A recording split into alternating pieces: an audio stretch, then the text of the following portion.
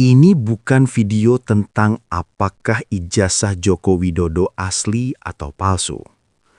Ini video tentang apa yang sebenarnya sedang diuji dalam sidang citizen lawsuit di Pengadilan Negeri Solo. Karena di titik inilah nalar publik sering keliru. Dalam tayangan Kompas TV, kita melihat perdebatan panjang antara kuasa hukum penggugat, kuasa hukum Jokowi, dan seorang guru besar hukum. Sekilas terlihat seolah-olah sidang ini adalah ajang pembuktian keaslian ijazah. Padahal, secara hukum, itu tidak sepenuhnya tepat.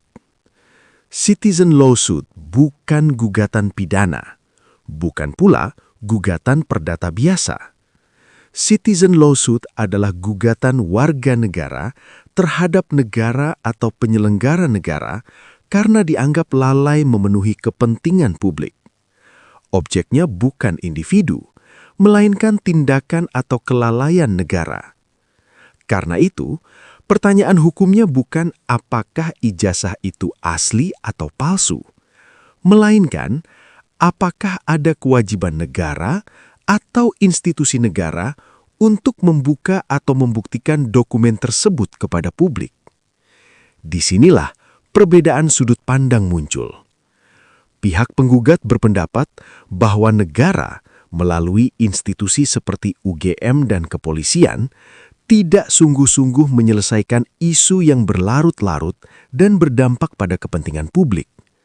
Sementara pihak tergugat berargumen bahwa tidak ada kewajiban hukum bagi seorang warga negara untuk memperlihatkan ijazahnya kepada kelompok masyarakat tertentu. Ditambah lagi, mereka mempersoalkan apakah gugatan ini memenuhi karakteristik citizen lawsuit. Apakah tergugatnya tepat? Apakah objek gugatannya jelas? Atau justru terjadi error in persona dan gugatan menjadi kabur? Pernyataan Prof. Jamin Ginting menjadi kunci penjernihan. Citizen lawsuit bukan soal ganti rugi, bukan soal permintaan maaf personal. Ia adalah mekanisme untuk mengoreksi kebijakan atau kelalaian negara demi kepentingan publik yang lebih luas. Karena itu, putusan pengadilan nanti bukan tentang menang atau kalahnya narasi keaslian ijazah, melainkan tentang apakah gugatan ini secara hukum layak diterima atau dinyatakan tidak dapat diterima.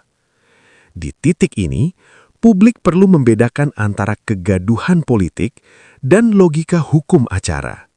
Karena pengadilan tidak bekerja dengan opini, melainkan dengan konstruksi hukum. Dan disitulah nalar publik diuji.